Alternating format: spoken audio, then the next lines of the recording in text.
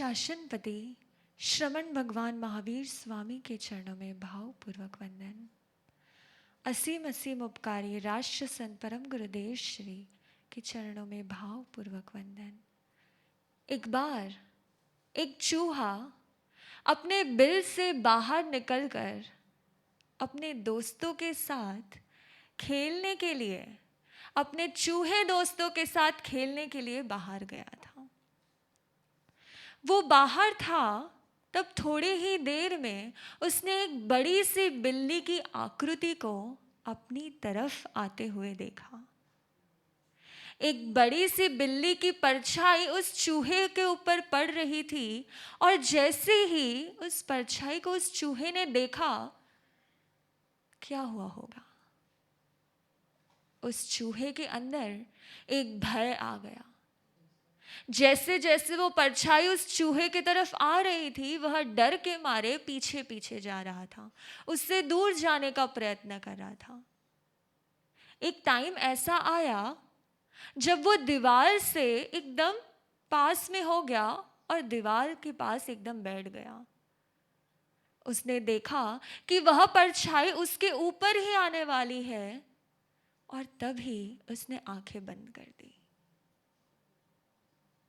भय, फियर एक ऐसा भाव है जिस भाव के कारण जिस समय हमें जो करना चाहिए उस समय हम वह करना चूक जाते हैं।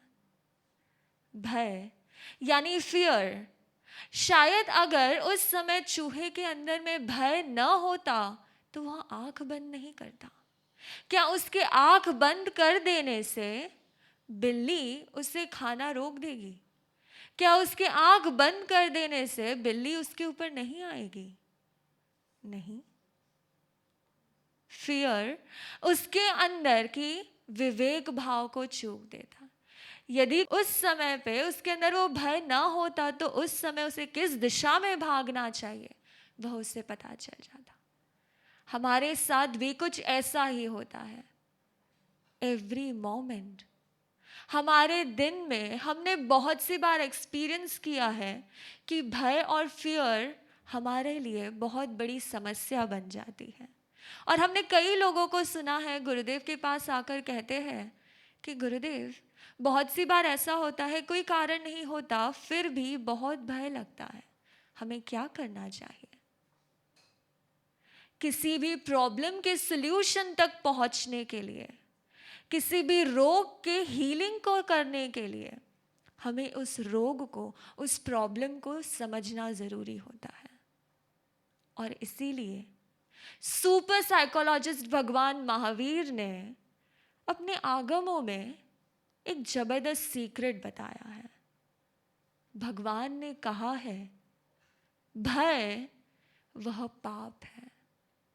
हाँ, शायद हिंसा करना, झूठ बोलना, चोरी करना, किसी के साथ चीटिंग करना, इन सब को पाप माना जाता है, यह सब रॉन्ग है, ये हमें पता है। पर भय भी पाप है। भय मोहनीय कर्म का ही एक प्रकार है, यह भगवान ने बताया है।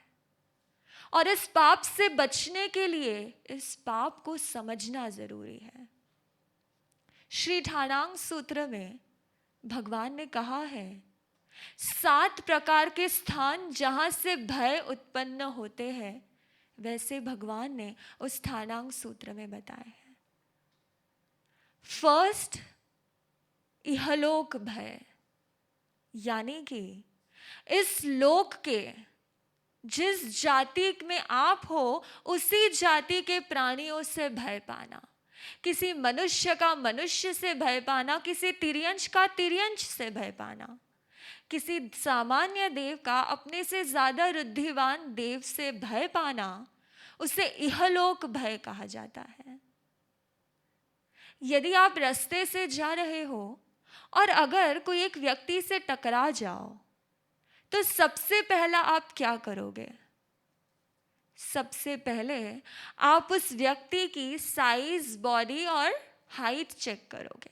आप सबसे पहले ये चेक करोगे कि स्ट्रेंथ किस में ज़्यादा है, मुझ में ज़्यादा है या उस व्यक्ति में ज़्यादा है। यदि अगर आपको पता चले कि सामने वाला व्यक्ति में ज़्यादा स्ट्रेंथ है तो आप उनसे भयभीत हो जाओगे। पर यदि आप उनसे ज़्यादा स्ट्रांग हो तो फिर आप उन्हें भयभीत करोगे। मनुष्य का मनुष्य से भय पाना। आप में से कितने लोग अपने हस्बैंड या वाइफ से डरते हो? और या फिर सबका हाथ ऊपर हो जाए उससे बेटर है, आप में से कितने लोग अपने हस्बैंड या वाइफ से नहीं डरते? किसी ने हाथ ऊपर नहीं किया। मनुष्य का मनुष्य से भय पाना, इसे कहा जाता है इहलोक भय। सेकंड प्रकार का भय, दैट इज परलोक भय। आपकी जाति नहीं पर किसी अन्य जाति के प्राणियों से भय पाना, उसे कहा जाता है परलोक भय।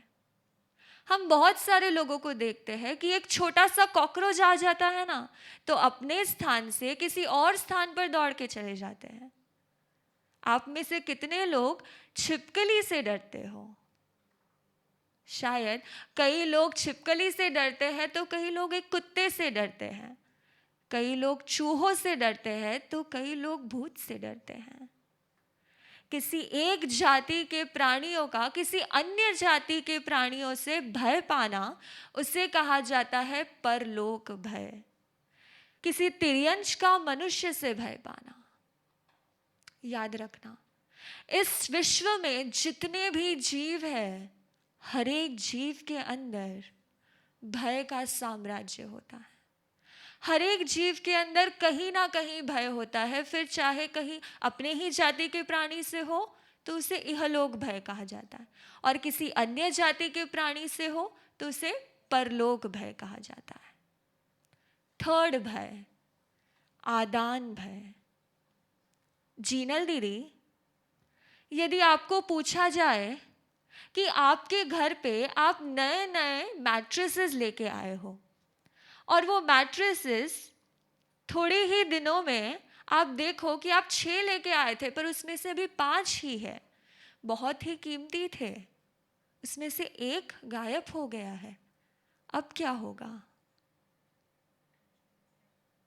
या फिर आपके अंदर एक भय आएगा कि कहाँ चले गया, कहीं खो तो नहीं गया ना, कहीं चोरी तो नहीं हो गया ना, या फिर आप किसी पे डाउट करना शुरू कर दोगे, राइट? पर यदि आप आपके ही फ्रेंड के घर जाते हो और जिस फ्रेंड ने आपको बताया है कि मैं ये मैट्रेसेस नया नया लेके आई हूँ, और तीसरे दिन आप देखते हो कि उसमें से एक मैट्रेस गायब है, फिर आपके अंदर वो भय आएगा? नहीं आएगा।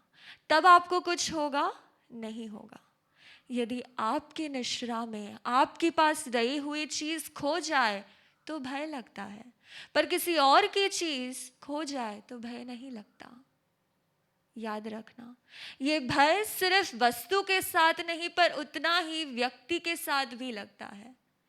यदि आप ऑफिस में हो और ऑफिस में बैठे बैठे आपको फोन कॉल आए कि आपके घर में आग लग गई है, तो आपके अंदर फुल भय आ जाएगा।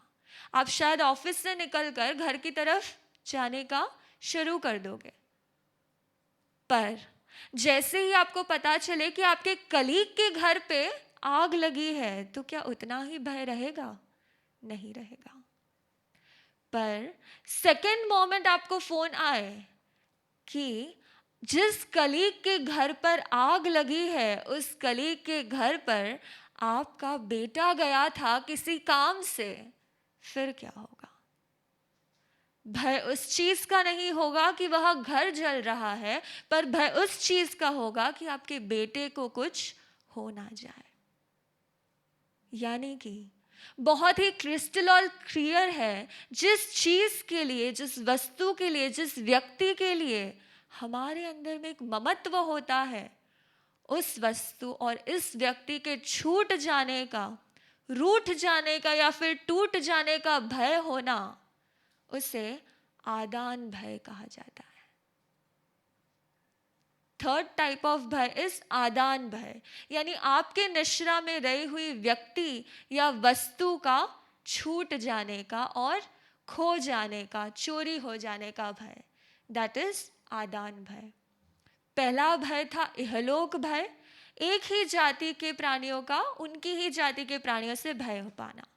दूसरा भय परलोक भय, किसी अन्य जाति के प्राणियों से भय पाना। तीसरा भय आदान भय, यानी कि अपने निष्ठा में आपके ममत्व वाली वस्तु या व्यक्ति का छूट जाना या खो जाने का भय, उसे कहा जाता है आदान भय।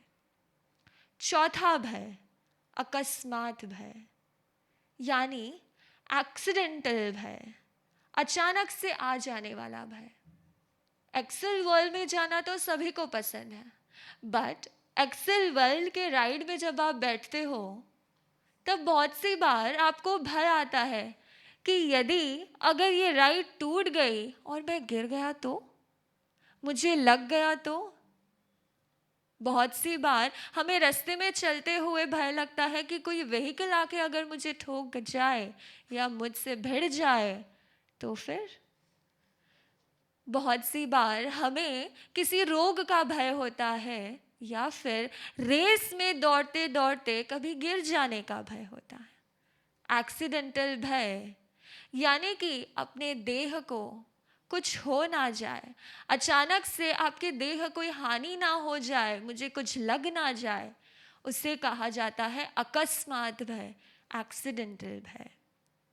आजीविका भय, हम सब जानते हैं कि हमारे जीवन में 3 चीजों की नेसेसिटी होती है, रोटी, कपड़ा और मकान। हर एक व्यक्ति को ये 3 चीजों की आवश्यकता होती है, लेकिन बहुत से लोग ऐसे होते हैं जिनकी ये आवश्यकता भी कभी कभार पूरी नहीं होती। आपके जीवन निर्वाह के लिए आपकी वस्तु आपके पास रहेगी या नहीं, रोटी, कपड़ा या मकान भविष्य में आपको मिलेगा या नहीं, उसका भय होना, यानी आपके जीवन निर्वाह की पूर्ति होगी या नहीं, आपकी आजीविका आपको मिलेगी या नहीं, उससे कहा जाता है आजीविका भय। कभी कभार ऐसा होता है कि बहुत सारे स्टूडेंट्स ग्रेजुएशन कर लेते हैं, पोस्ट ग्रेजुएशन कर लेते हैं, यह सोचकर कि मुझे बहुत अच्छी जॉब मिलेगी या मुझे बहुत अच्छी कोई कंपनी में ऑफर मिलेगी या मैं कुछ अपना ही नया खड़ा करूँगा। परंतु बहुत साल होने के बाद भी कोई अच्छी जॉब नहीं मिलती है, कोई अच्छा बिजनेस शुरू नहीं होता है और अंदर ही अंदर एक भय शुरू होता है कि यदि मैं नहीं कमा पाया तो मैं मेरी फैमिली को कैसे संभाल पाऊंगा, यदि मैंने पैसे अर्न नहीं किए तो फिर मेरे घर का जरूरियात का कार्य कैसे होगा, लोगों को कैसे मैं जीवन निर्वाह के लिए सहाय रूप बन पाऊंगा। वह भय, उसे कहा जाता है आजीविका भय। 6th प्रकार का भय मरण भय। सुपर साइंटिस्ट भगवान ने एक बहुत ही जबरदस्त सीक्रेट उनके अनुयायियों के लिए दिया है।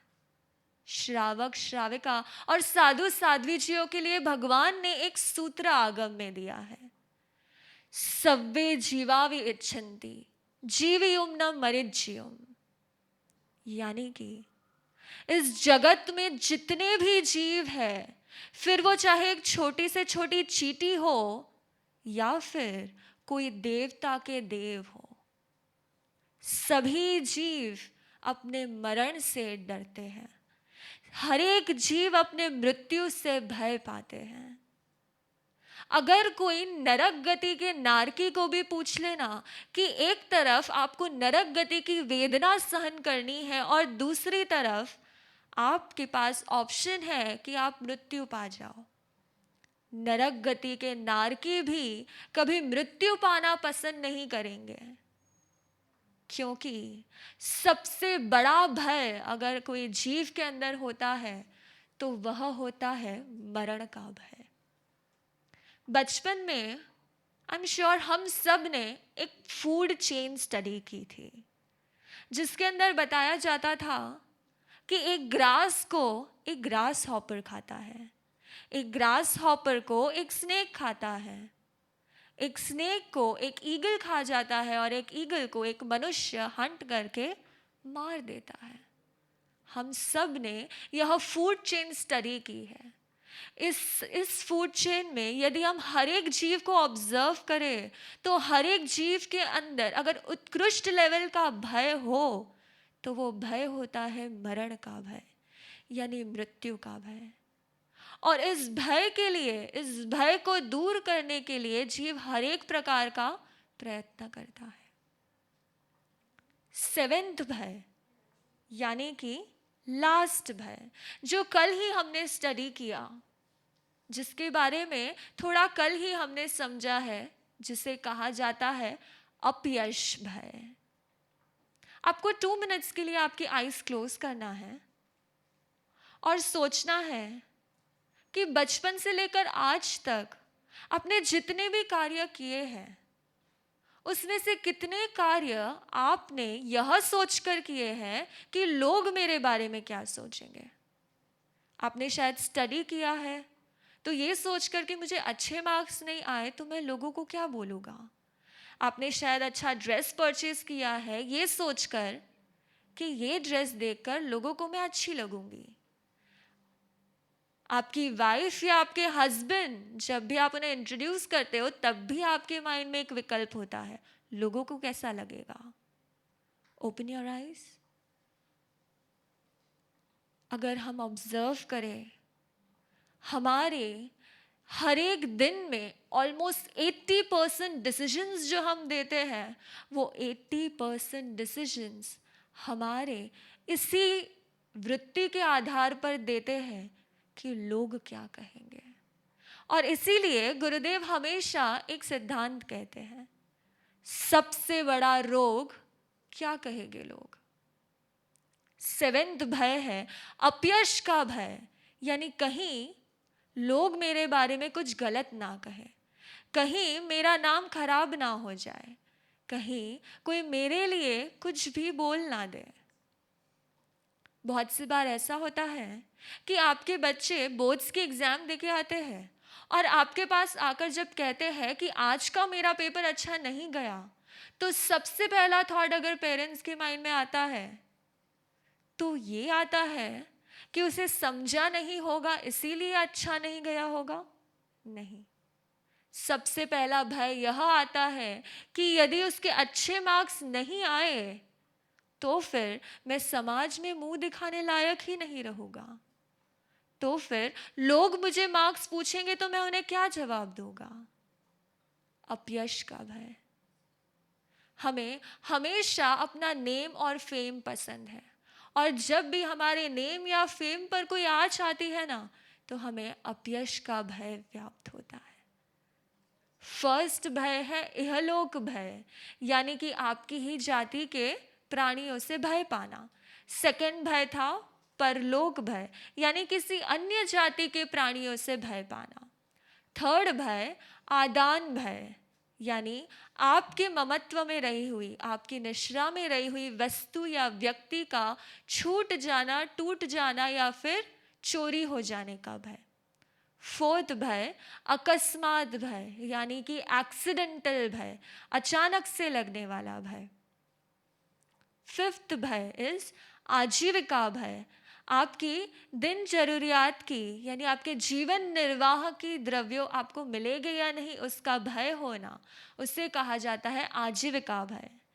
सिक्स्थ भय मरण भय, मृत्यु का भय, जो सबसे बड़ा भय हर एक जीव के अंदर होता है। सेवेंथ भय है, सेवेंथ एंड द लास्ट भय इज अपयश भय, आपके नेम या फेम को कुछ हो ना जाए उसका भय। यदि हम ऑब्जर्व करें तो हमारे सातों भय का मेन कारण है ममत्व, हमारे अंदर में रहा हुआ ममत्व।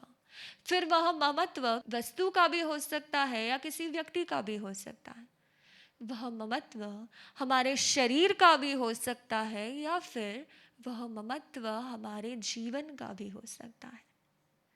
जिसके अंदर वस्तु, व्यक्ति, जीवन या शरीर का ममत्व होता है उसी के अंदर भय होता है और वही निर्भय नहीं बन पाता। जिस मनुष्य के अंदर ममत्व छूट जाता है, वही मनुष्य निर्भय बन सकता है।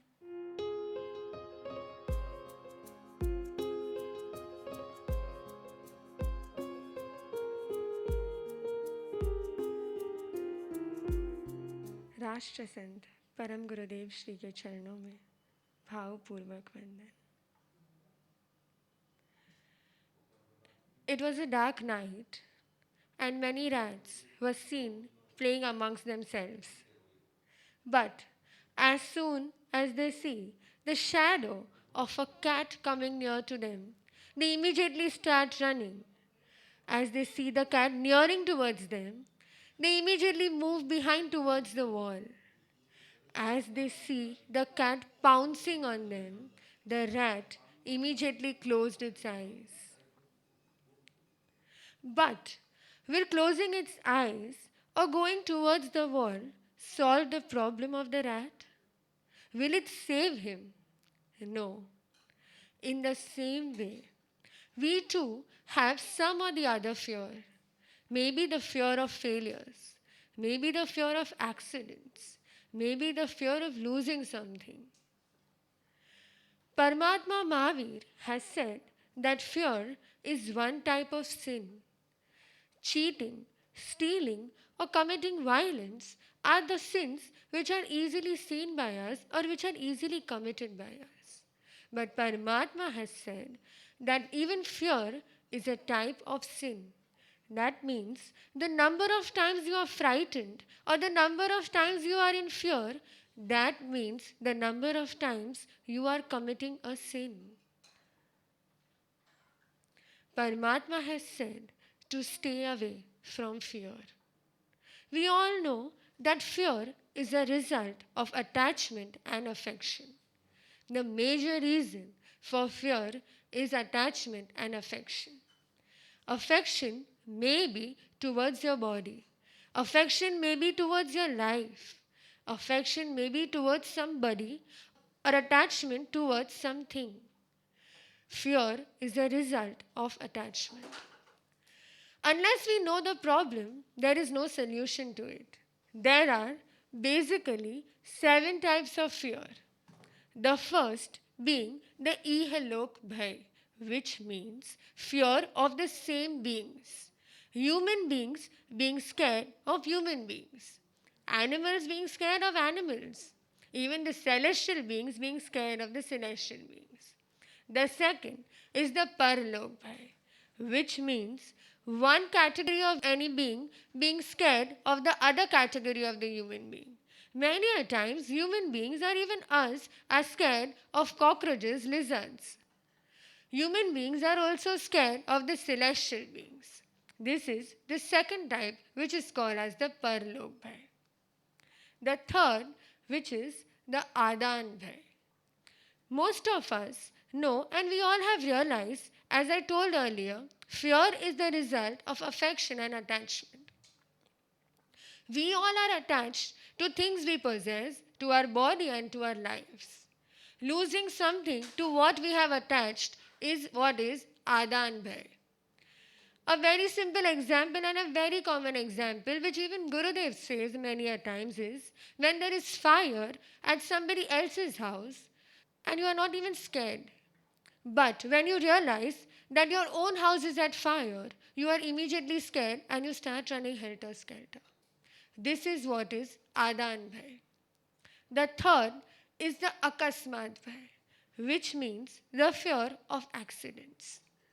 Many of them have aerophobia. Many of them have hydrophobia, which means it is not the fear of death, but it is the fear of situations which lead to death. The fifth category being the Ajivika Bhai, which means the fear of life sustainment. We all know that food, clothing, and shelter are the basic necessities of life. We all try hard for our survival. But many a times there are situations which arise which lead to even losing our basic necessities. Example, there have been situations that many of them have been losing their jobs due to corona.